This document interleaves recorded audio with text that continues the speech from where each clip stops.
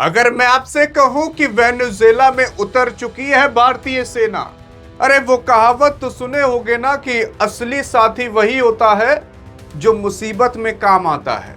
Venezuela के अंदर जब 7.5 मैग्नीट्यूड का भूकंप आया और भूकंप आने के बाद सब कुछ तहस नहस हो गया, तो जानते हो सबसे पहले कौन सा देश पहुंचा? भारतीय सेना।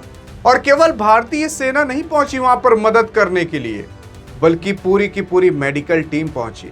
और केवल मेडिकल टीम ही नहीं पहुंची, अरे क्या क्या पहुंचा भी सुन करके आप हैरान हो जाओगे कि भारत ने एक ही झटके के अंदर वेनेजुएला के अंदर क्या क्या चीजें भेज दी, ताकि वेनेजुएला के लोग वापस से अपनी पटरी पर आ सकें, जो अभी दबे हैं उनको जिंदा बाहर निकाला जा सके। यार अगर आप देखने की कोशिश करोगे तो ये सबको पता होना चाहिए कि वेनेजुएला के अंदर काफी तगड़ा भूकंप आया था, और ये भूकंप इतना तगड़ा था कि 7.5 की स्पीड से आया था, और दो भूकंप आए थे, एक 7.2 की स्पीड से, एक 7.5 की स्पीड से। 7 की मैग्नीट्यूड की स्पीड से जब भूकंप आता है तो बिल्डिंगें आराम से गिर जाती है, और यहां तो 7.5 मैग्नीट्यूड का आया था। और उसी के साथ साथ कहा जा रहा है कि कम से कम 10,000 लोग इंपैक्ट हुए होंगे, घायल हुए होंगे या तो मारे गए होंगे।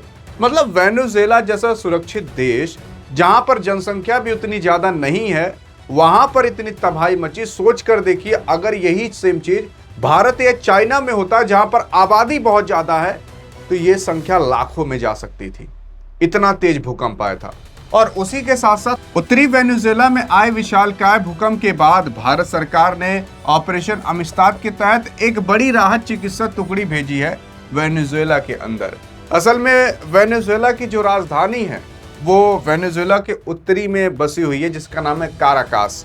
वहीं से ये भूकंप आना चालू हुआ था, क्योंकि वहाँ की जो टेक्टोनिक प्लेटें हैं वो इस तरीके से आपस में पैरेलल जाने लगी थी। एक प्लेट इस तरीके से, एक प्लेट इस तरीके से। मतलब जो आप कह सकते हो कि जो धरती की सतह होती है वो अंदर से इस तरीके से घिसने लगी थी, और इसी वजह से भूकंप काफ़ी तगड़ा आया था। और ऐसा भूकंप जल्दी आता नहीं जो यहाँ पर आया था, और इसी वजह से बहुत ज़्यादा डैमेज करके गया। लेकिन अब भारतीय सेना ने ये अनाउंसमेंट कर दिया है कि भारतीय सेना भी जाएगी, मेडिकल टीम भी जाएगी। अब मैं बताता हूँ कौन कौन जाएगा। भारतीय सेना की 60 पैरा फील्ड हॉस्पिटल की टीम और एनडीआरएफ जवान युद्ध स्तर पर बचाव व चिकित्सा कार्य के सहायता के लिए वहां पहुंचने वाले हैं। इसका मतलब यह है कि भारत के अंदर जो युद्ध स्तर पर लोग रहते हैं, टीम रहती है, वो टीमें भेजी जा रही है, ताकि वहां पर जाकर के लोगों को बचाया जा सके, वहां पर हेल्प की जा सके। मेडिकल टीम भेजी जा रही है। और अगर नरेंद्र मोदी साहब की बात करें तो इन्होंने भी ट्विटर पर ट्वीट करके कहा था कि वेनेजुएला के अंदर आए अर्थक्वेक को लेकर हम बड़े चिंतित हैं, हम हर मौके आपकी सहायता करते रहेंगे। और वाकई में ही सहायता करने पहुंच गए। आपने देखा होगा कि हाल फिलहाल ये वही वेनेजुएला है जहां पर ट्रंप हुआ, यहाँ के राष्ट्रपति मादुरो को उठवा लिया था। फिर जो उपराष्ट्रपति थी जिनका नाम डेल्सी रोड्रिगस है, उनको बनाया गया था राष्ट्रपति। डेल्सी रोड्रिगस अभी हाल फिलहाल भारत आई हुई थी, और भारत से काफ़ी बड़ी बड़ी डीलें भी हुई थी, जैसे ऑयल को लेकर के और टेक्नोलॉजी को लेकर के, तमाम चीज़ों को लेकर के इस तरीके से डील हुई थी। और भारत और वेनेजुएला के बीच रिश्ते काफ़ी समय से अच्छे हैं। अरे जब ट्रंप नहीं आया था ना, उससे पहले भारत वेनेजुएला से बहुत तेल खरीदा भी करता था, क्योंकि वेनेजुएला का तेल अगर रिफाइन करना है तो भारत लाना ही पड़ेगा। वेनेजुएला का जो तेल है दुनिया में सबसे ज़्यादा पाया जाता है, और वेनेजुएला का तेल इतना गाढ़ा है कि उसको अगर आप उबालने की कोशिश करोगे, कि उबाल करके मट्टी तेल, डीजल, पेट्रोल, गैस सब अलग करने बहुत ताकत लगेगी, और ऐसी रिफाइन केवल भारत के अंदर है। तो इस वजह से भारत और वेनेजुएला के बीच रिश्ते काफ़ी अच्छे हैं, क्योंकि वेनेजुएला से काफ़ी ज़्यादा तेल भारत को मिल जाता है। और अगर भारत ने इस मौके पर मदद कर दी तो इसमें भारत को फ़ायदा है ही, प्लस कईयों लोगों की जान भी बच सकती है। और इस वजह से भारत पहले पहुंच रहा है अपने साथी के पास कि यार अपने साथी की मदद हम नहीं करेंगे तो कौन करेगा।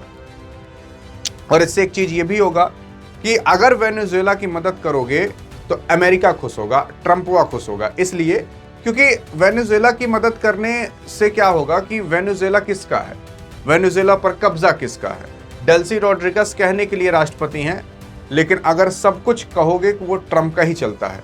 अरे जिस आदमी ने राष्ट्रपति को उठवा लिया, वहां का कोई कुछ कर नहीं पाया, तो उसी का ही हुक्म चलता है।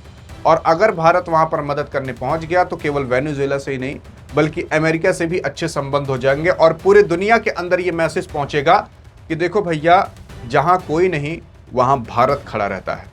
और वाकई में ऐसा होता भी है कि जब भी कहीं आपदा आती है वहां पर भारत ही सबसे पहले अपनी टीम भेजता है कि जा करके मदद करके आइए, अपना प्रॉफिट नहीं देखता। अब यहाँ पर भारत को पैसे थोड़ी ना मिलेंगे, भारत गया है मदद करके आएगा, अपना खर्चा किया पूरा पूरा। भारतीय वायुसेना यानी कि इंडियन एयरफोर्स की जो C-17 विमान के जरिए 35 टन से अधिक दवाइयां, मेडिकल उपकरण और राहत की सामग्रियां भेजी गई हैं।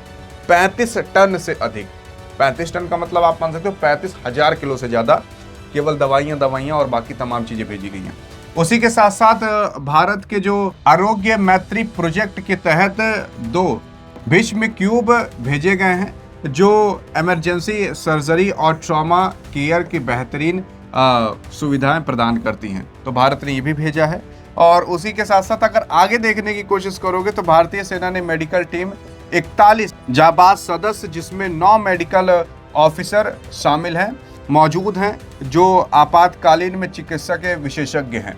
यानी कि 41 जाबाज सदस्य भी भेजे गए हैं, 9 मेडिकल ऑफिसर भी उसमें शामिल रहेंगे। और उसी के ही साथ साथ अगर आप देखोगे तो यहाँ पर जो सहायता करने भारत वेनेजुएला के अंदर पहुंचा है, जो राष्ट्रपति वहाँ की डेल्सी रोड्रिगस हैं, प्रधानमंत्री नरेंद्र मोदी और भारत सरकार का आभार भी व्यक्त किए हैं कि धन्यवाद इतना जो आप हमारे लिए कर रहे हो। मतलब कोई नहीं पहुंचा, भारत पहुंचा है। हाँ, लेकिन ऐसा नहीं केवल कोई नहीं पहुंचा, तमाम देश भी पहुंचे वहां पर मदद करने के लिए। लेकिन भारत जिस स्तर पर वहां पर पहुंचा है उस स्तर पर कोई पहुंचा नहीं है।